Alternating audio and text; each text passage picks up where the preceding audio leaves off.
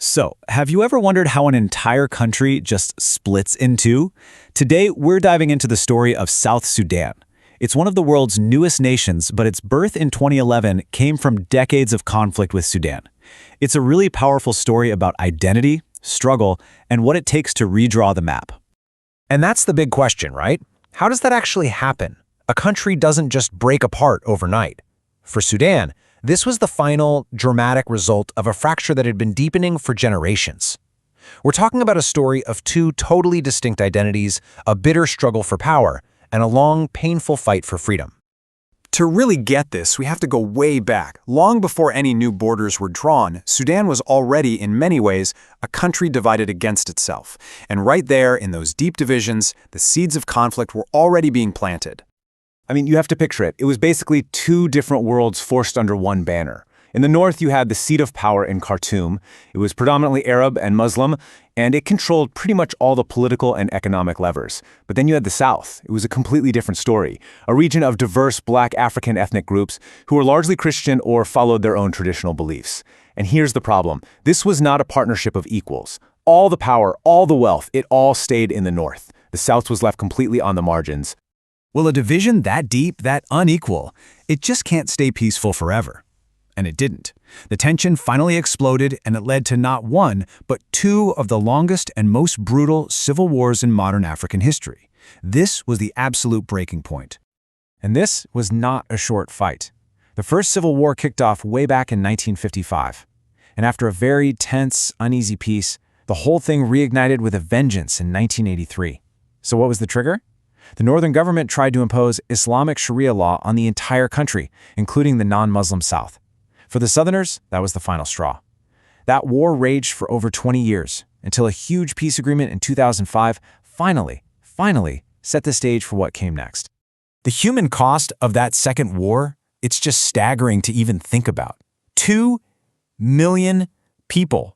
That's the estimated death toll, and most of them were civilians. Millions more were forced from their homes. This wasn't just some political disagreement. It was a complete humanitarian catastrophe. But then, after all those decades of bloodshed, a glimmer of hope. Thanks to a ton of international pressure, there was a major breakthrough. The landmark 2005 Comprehensive Peace Agreement.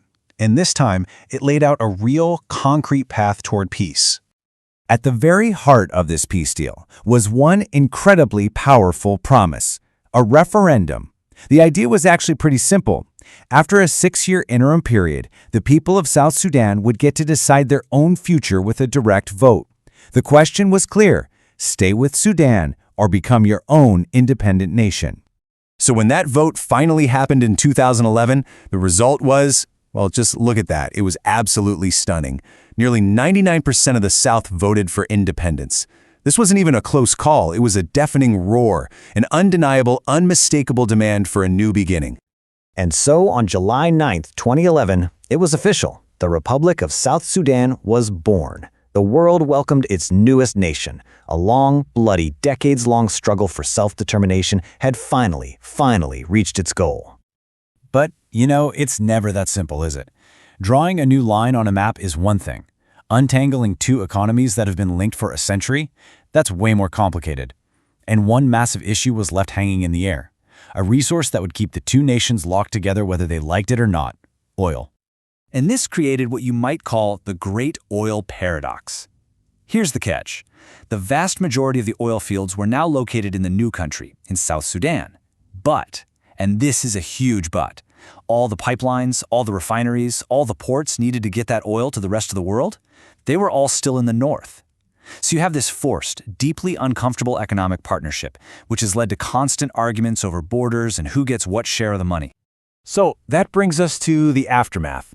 Independence brought this incredible, unimaginable joy. But the harsh reality of trying to build a nation from the absolute ashes of war, that set in very quickly.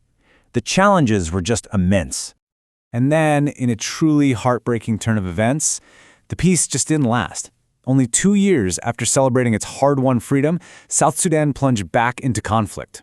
But this time, it was a devastating civil war against itself, as old political rivalries and ethnic tensions exploded.